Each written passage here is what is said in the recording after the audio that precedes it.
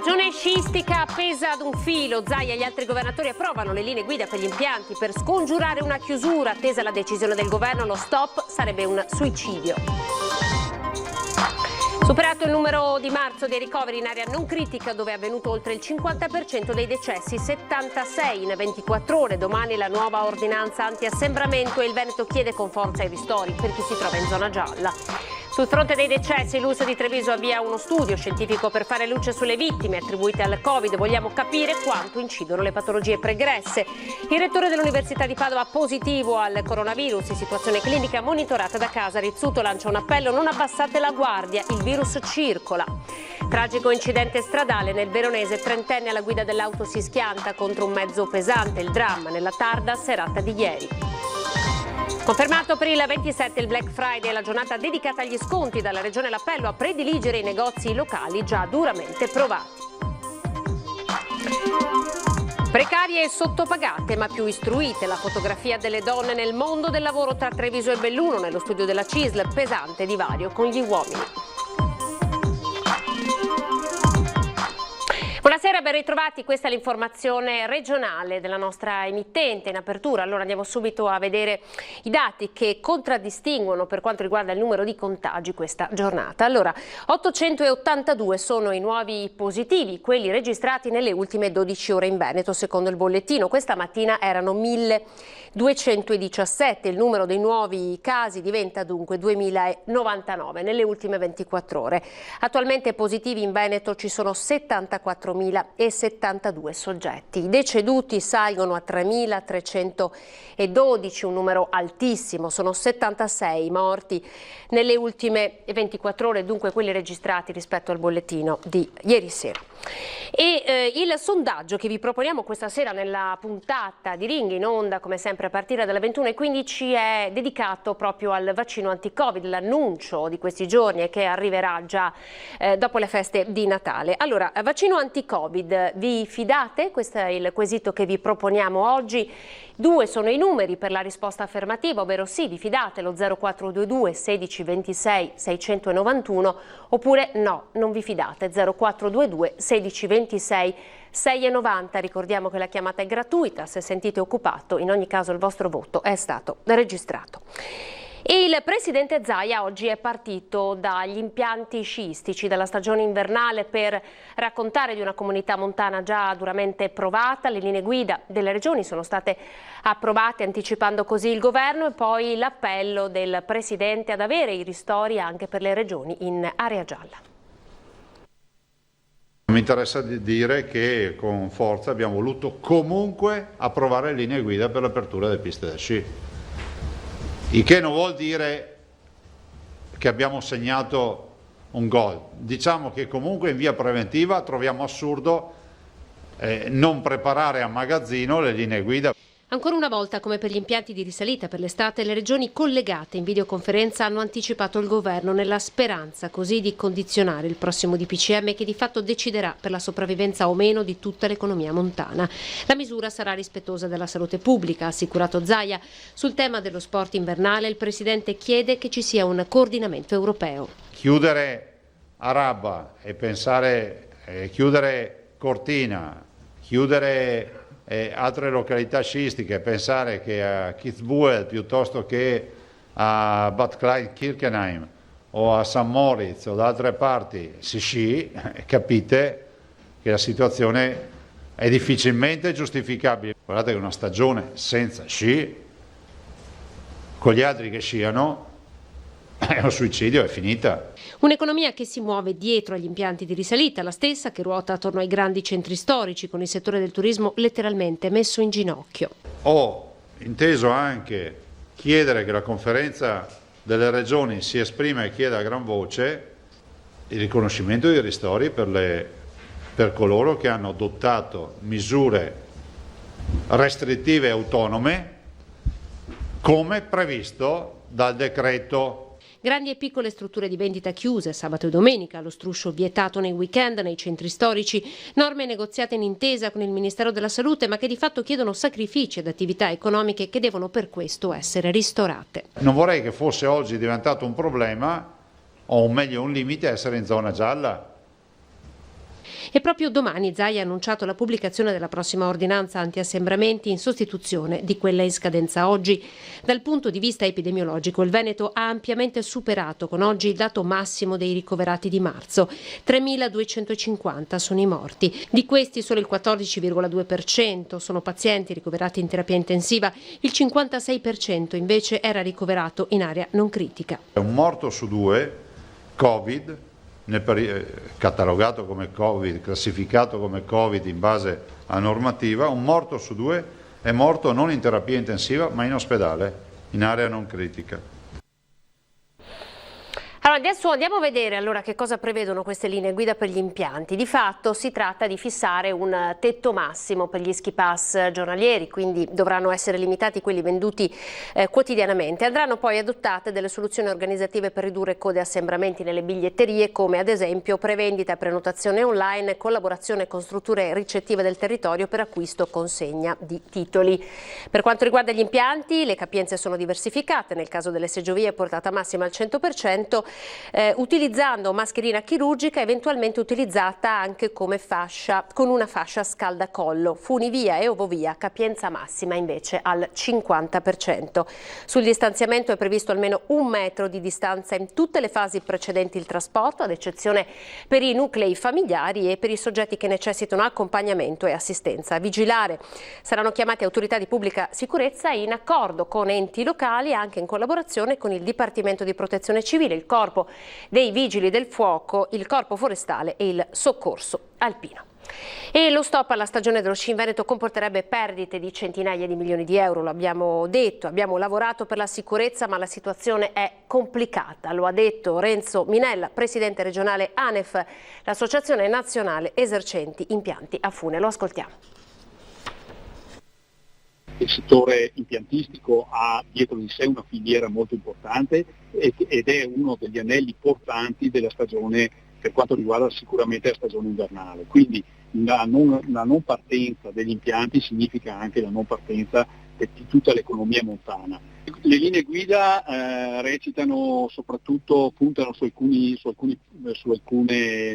punti che sono legati al contingentamento, quindi al numero di ingressi all'interno delle schiare, puntano chiaramente al distanziamento, puntano alla portata degli impianti chiusi, quindi cabinovie e funivie, e poi tanto per quanto riguarda la sanificazione. Non sono linee guida facilmente attuabili da parte delle schiare perché c'è una forte differenziazione da schiare. Vi siete immaginati la quantificazione di un eventuale danno? Parliamo di qualche centinaia di milioni di euro, considerando che il fatturato che esprimono le nostre società in termini di ski pass venduti supera di molto i 60 milioni di fatturato.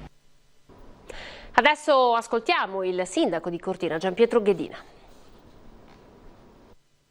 Stiamo comunque lavorando tutti insieme per cercare di salvare la stagione, che ripeto è lunga, e mi auguro insomma che ci permettano di fare il Natale, che è il periodo principale. Salvare il Natale e più in generale la stagione, questo è il duplice obiettivo della Conca d'Ampezzo, alle prese peraltro con l'organizzazione dei Mondiali di Sci 2021, salvataggio che passa ovviamente per gli impianti di risalita, cuore pulsante dell'economia montana. Nel Veneto, in particolar modo a Cortina, la maggior parte degli impianti sono seggiovie, quindi non c'è il problema eventualmente che ci potrebbe essere nelle funivie piuttosto che nelle cabinovie, anche se comunque ritengo che le cabinovie e le funivie nei nostri territori sono sempre al di sotto dei fatidici 15 minuti. Per il primo cittadino ampezzano, quindi, nei protocolli sostenuti dalle regioni ci sono tutte le condizioni per consentire lo sci in sicurezza. Chiaro che a guardare agli impianti sia tutto l'indotto a partire dagli alberghi, dove le prenotazioni latitano a fronte di un quadro incerto, ma Ghedina si professa fiducioso e si rivolge ai turisti, soprattutto veneti, come per l'estate il turismo interno e regionale farà la differenza.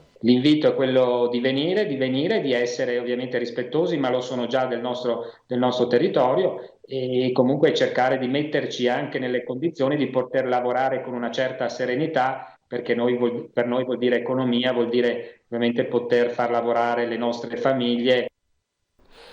E se non salverà il Natale, sicuramente aiuterà i negozi, i commercianti delle città. Stiamo parlando del Black Friday, è stato confermato per venerdì 27. Sentite però l'appello che arriva dalla Regione del Veneto. Per molti commercianti il venerdì nero degli sconti confermati in Italia per il 27 di novembre potrebbe essere una grande occasione. Tutto dipenderà però dal comportamento dei consumatori, se sceglieranno di prediligere i negozi di vicinato, i marchi italiani e aiutare l'economia del territorio piuttosto di buttarsi sul commercio online. L'appello arriva dalla Regione Veneto che ha in mano i dati più freschi sull'andamento del mercato del lavoro. Guardate che parimenti abbiamo 45.000 posti di lavoro in Veneto che sono cancellati. Avremo negozi che non riapriranno più. Guardiamo le nostre città, le botteghe, le vetrine che noi immaginavamo piene di luci negli altri anni durante Natale, che rischiano di rimanere spente. Un aiuto al commercio locale potrebbe arrivare a Natale anche grazie al Black Friday, ma con l'acquisto di buoni regalo. In città le vetrine hanno già iniziato a colorarsi con i primi cartelli. Secondo la Codacons il 35% dei regali di Natale verrà fatto proprio durante il Black Friday. Sicuramente sì, cercherò di comprare nei negozi del posto e non su internet. Questo è un buon proposito. Già di mio preferivo sempre il negozio tradizionale rispetto all'online, quindi anche quest'anno a maggior ragione secondo me bisogna sostenere il commercio locale, quindi speriamo poi sia tutto aperto. Noi puntiamo sui negozi fisici, poi so che la maggior parte comunque punta solo su online, solo che è anche un piacere uscire e stare fuori. Abbigliamento per lo più, pantaloni, giacche, cappelli. Noi giovani cerchiamo di alternare il fatto di fare shopping online con quello fisico. Trovo giusto che insomma i negozi lavorino un pochino. Penso che non ne approfitterò perché è un momento un po' duro, ho 2 bambini, quindi comprerò qualcosina ma non tantissimo. Ed ora andiamo a Treviso perché l'ULSS 2 ha avviato uno studio di natura scientifica per fare luce sui decessi attribuiti al coronavirus. Vogliamo capire, ha detto il direttore generale Francesco Benazzi, quanto incidono le patologie pregresse. Sentiamo. A questo studio ovviamente sta lavorando l'epidemiologo insieme a chi fa le schede di morte, quindi fa l'analisi delle schede di morte, e un clinico, un paio di clinici che riescono a capire ovviamente dalle cartelle cliniche, dalle SDO, che sarebbero appunto quelle che vengono analizzate, se effettivamente è una morte da attribuire solo al Covid oppure se è da attribuire al Covid ma da attribuire ad altre patologie con il Covid. L'equipe voluta dal direttore generale è già al lavoro con l'obiettivo di chiarire una volta per tutte il dilemma che attanaglia lo stesso mondo sanitario non solo veneto-italiano ma internazionale, una questione sia statistica che di sostanza, quella della contabilizzazione dei decessi Covid che nella Marca dall'inizio della pandemia hanno ormai raggiunto quota 500. Il tema quindi è capire quanto e come la compresenza di patologie pregresse influisca sul decorso della malattia. A prescindere da quello che viene poi definito ovviamente a livello nazionale, noi volevamo fare proprio una nostra valutazione interna per capire quante persone hanno più patologie, pluripatologie, e che naturalmente poi il Covid diventa la miccia scatenante. Lo stesso Benazzi ha una sua idea sulla percentuale di chi può essere deceduto esclusivamente a causa del virus. Io spero che siano veramente pochi, un 15, 20, un 30%, adesso così vado veramente in modo spanometrico, per cui quando avremo lo studio poi sarà mia cura ovviamente fare presente e dire il dato certo. Ma un conto è la contabilità dei decessi, un altro lo stress evidente sulle strutture sanitarie, con una media di ricoveri in area non critica che negli ospedali della Marca si aggira sui 400-450, una pressione che porta all'apertura dei nuovi spazi a Valdobbiadene. Apriamo giovedì il Guicciardini è pronto, ovviamente è un ospedale a tutti gli effetti oggi, c'è l'ossigeno, c'è l'arredo, ci sono i letti, abbiamo la potenzialità di 30 più 30 posti letto, quindi andremo un po' a sgravare soprattutto l'ospedale di Montebelluna, che oggi è quello che ha maggiore sofferenza. Sul fronte della diagnostica c'è poi un altro obiettivo. Vorremmo portare, perché è importante, il Covid point di Casier e quello di Castelfranco fino alle ore 19. A Padova ora con il rettore dell'Università Rosario Rizzuto, positivo e seguito da casa, intanto lancia un appello a non abbassare la guardia. Il rettore dell'Università di Padova, Rosario Rizzuto, si è sottoposto a tampone ed è risultato positivo al Covid. La notizia è stata resa nota dall'Ateneo lunedì mattina. Il test è stato fatto dopo la comparsa di febbre e tosse nel tardo pomeriggio di domenica. Su indicazione dell'autorità sanitaria, il rettore è in terapia e monitoraggio da casa. Dovrà comunque osservare un isolamento stretto per almeno 10 giorni. Nonostante tutte le precauzioni che ho sempre e molto rigorosamente adottato, sono risultato positivo al Covid, afferma il rettore in una nota divulgata dall'università. È un ulteriore segnale, se mai ce ne fosse stato bisogno, di quanto la pandemia sia ancora viva, di come il virus continui a girare con grande capacità di contagio. Precisa inoltre il rettore, che coglie l'occasione per ribadire l'invito di tenere alta la guardia usando tutte le precauzioni possibili. Solo così potremo combattere il diffondersi della pandemia, ha concluso Rizzuto. Tragedia della strada ieri sera a Roverchiara, una trentenne ha perso la vita a causa di un terribile incidente avvenuto poco prima della 22. Siamo in via Bottazza, il tratto di strada provinciale 44 che collega Roverchiara a Isola Rizza. Siamo in provincia di Verona, si tratta di una zona di campagna. Il giovane è morto nello scontro frontale tra l'auto sul quale stava viaggiando, una Volvo V50, e un mezzo pesante adibito al trasporto di animali, in quel momento a carico vuoto. L'impatto è stato molto violento. Probabilmente il ragazzo è morto sul colpo. E crescono in maniera esponenziale gli interventi della Croce Verde di Padova. Oltre 200 chiamate di soccorso al giorno, i volontari si mettono a disposizione addirittura per un ulteriore turno, ma intanto l'ente si deve autofinanziare tutti i dispositivi di protezione. Oramai superiamo le 230-240 giornaliere nelle 24 ore e dobbiamo affrontare sia la fase di emergenza che la parte di trasporto, soprattutto di moltissimi malati, circa una quarantina al giorno, Covid positivi tra i vari ospedali. In media ogni giorno effettuano 200 interventi di soccorso. Quotidianamente affrontano la preoccupazione dei malati Covid che devono essere ricoverati e sono testimoni dell'angoscia dei loro familiari che li devono salutare senza sapere quando li potranno riabbracciare. Spesso però c'è anche la felicità quando riaccompagnano a casa chi è guarito. Il lavoro della Croce Verde di Padova in queste settimane è senza sosta. I 1500 volontari padovani si sono messi a disposizione anche per un ulteriore turno. Per far fronte a questa grande massa, diciamo, di cose, di servizi che abbiamo avuto, abbiamo istituito un nuovo turno dalle 17 alle 22 composto da volontari che con molta generosità hanno risposto e sono venuti a supporto delle squadre notturne.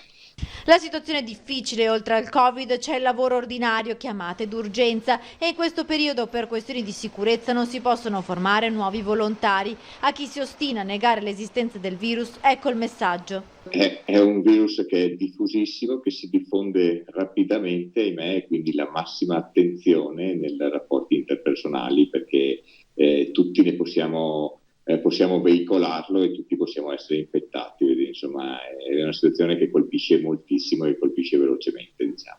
Tra i volontari fortunatamente sono pochissimi quelli che si sono contagiati. Mascherine, visiere, tute protettive e materiale per la sanificazione sono però completamente a carico della PA Opera Croce Verde, che sta fronteggiando costi enormi senza ricevere aiuto. La Croce Verde si sta accollando tutte le spese relativa ai DP che diamo ai nostri volontari, ed è una spesa che al momento ci vede esposti per oltre 100.000 euro, diciamo, di DP acquistati da Croce Verde e tuttora non rimborsati, proprio a tutela del proprio personale e dei propri operatori.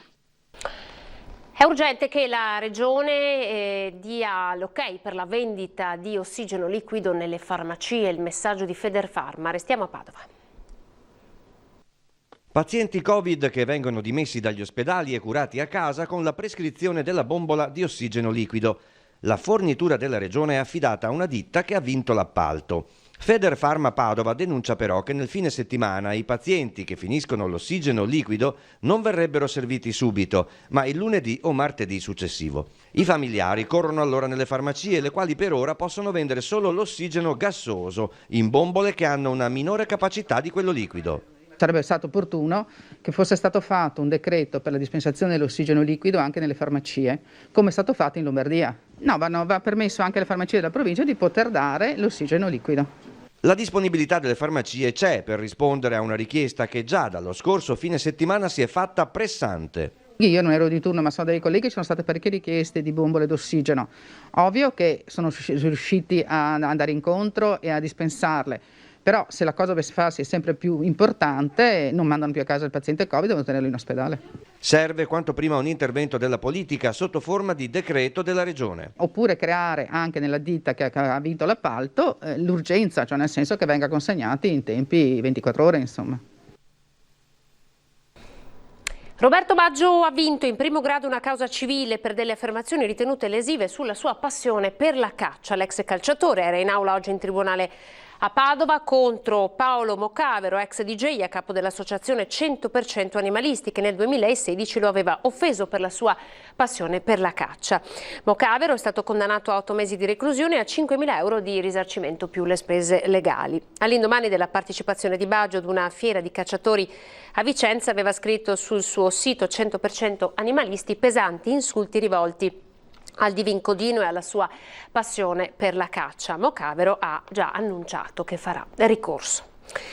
Andiamo nel bellunese, precarie, sottopagate ma più istruite. È la fotografia scattata dallo studio commissionato dalla CISL di Belluno Treviso che ha messo sotto la lente il lavoro femminile e il divario retributivo nelle due province. Il quadro è emerso, ve lo raccontiamo nel prossimo servizio.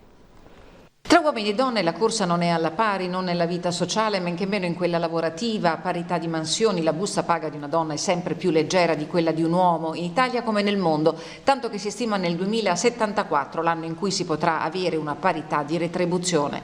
A livello locale si parla di differenze all'apparenza impercettibili, quasi €1,50 in meno per ora retribuita nelle province di Belluno e di Treviso, che però rappresentano una minore capacità di investire nella propria vita professionale per i carichi familiari da gestire, sia per la cura dei figli che degli anziani in una società che invecchia rapidamente. Un quadro pesante fotografato nello studio commissionato alla Fondazione Corazzin dalla CISL di Belluno Treviso, che ha indagato le differenze salariali fra uomo e donna. Che una bambina che nasce a Belluno o nasce a Treviso si porta con sé una dote di una riduzione di salario tra 40 anni di 124.000 euro per Belluno e di 118.000 euro per Treviso. Un gap retributivo capace di limitare la libertà di una donna di scegliere per la propria vita e che la pone in una condizione di inferiorità rischiosissima in ambito familiare. La mancata indipendenza della donna e quindi un livello di inferiorità, di considerazione di inferiorità nel retaggio culturale porta da una parte a una difficoltà di inserimento nel mondo del lavoro e quindi di indipendenza economica e dall'altro a un trattamento di inferiorità da parte del genere maschile e quindi a forme di violenza che nella fase Covid si sono accentuate. Precarie, sottopagate ma più istruite, questo dice la ricerca condotta da Stefano Dal Pra Caputo e Francesco Peron, che sottolineano la necessità di interventi con politiche a lungo termine anche a livello istituzionale. Nell'immediato l'impatto devastante è stato misurato anche nei mesi della pandemia. Abbiamo rilevato un problema grossissimo, per esempio per quanto riguarda la gestione dello smart working, che in qualche modo è stato imposto per effetto della normativa che è stata applicata. E di fatto le donne si ritrovano in casa con la gestione dei bambini, si trovavano con la gestione dei bambini e con la gestione degli anziani e con anche gli obblighi di lavoro che dovevano svolgere per lo smart working. Basket, l'Umana Reyer è scesa in campo per giocare contro Milano nonostante le difficoltà del momento e soprattutto nonostante le assenze per coronavirus.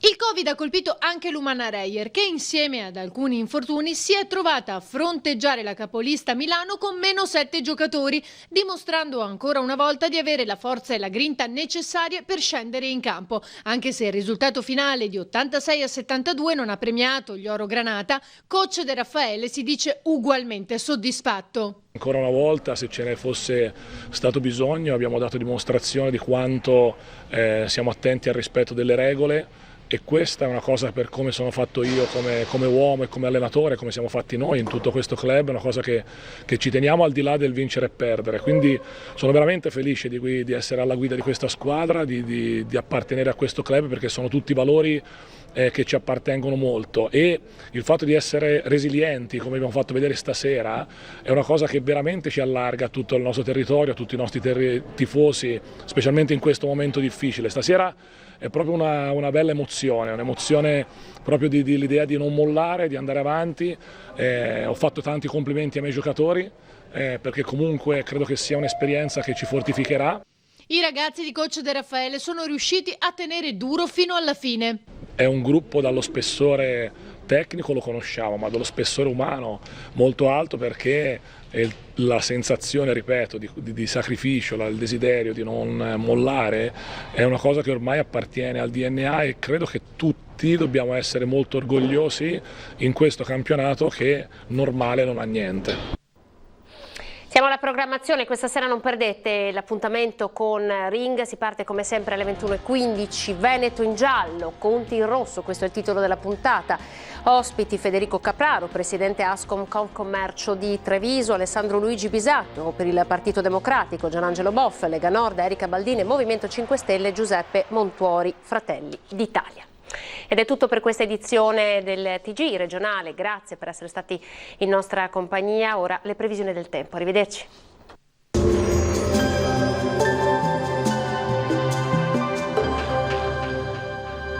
Agenzia Le Cirque. Per vendere o acquistare la tua casa, Agenzia Le Cirque. Professionisti al tuo servizio. Benvenuti al Meteo. La situazione è condizionata dalla presenza di un ampio anticiclone sull'Europa centro-meridionale, il quale garantirà tempo stabile al nord-est. Il dettaglio di martedì 24 novembre. Sul Veneto qualche nebbia mattutina potrebbe interessare le aree pianeggianti, per il resto invece sarà una splendida giornata. All'insegna del sole dappertutto, non sono attese piogge, il cielo si presenterà sereno e sgombro da nubi ovunque. Temperature stazionarie o in lieve calo, minime tra lo 0 e i 5 gradi, massime invece tra gli 11 e i 12 gradi all'incirca. Ci spostiamo ora sul Friuli Venezia Giulia, anche qui avremo un ampio soleggiamento su tutta la regione, vedete il cielo sarà sereno o al massimo velato. Temperature minime tra 2 e 6 gradi, massime invece tra i 12 e i 13 gradi. Infine uno sguardo al Trentino Alto Adige, anche qui nessuna novità, sarà soleggiato su tutti i settori della regione, cielo terso e limpido ovunque. Temperature minime intorno a -1, massime sugli 11 gradi all'incirca. Dal meteo di Antenna 3 per ora è tutto, grazie per l'attenzione e arrivederci al prossimo aggiornamento.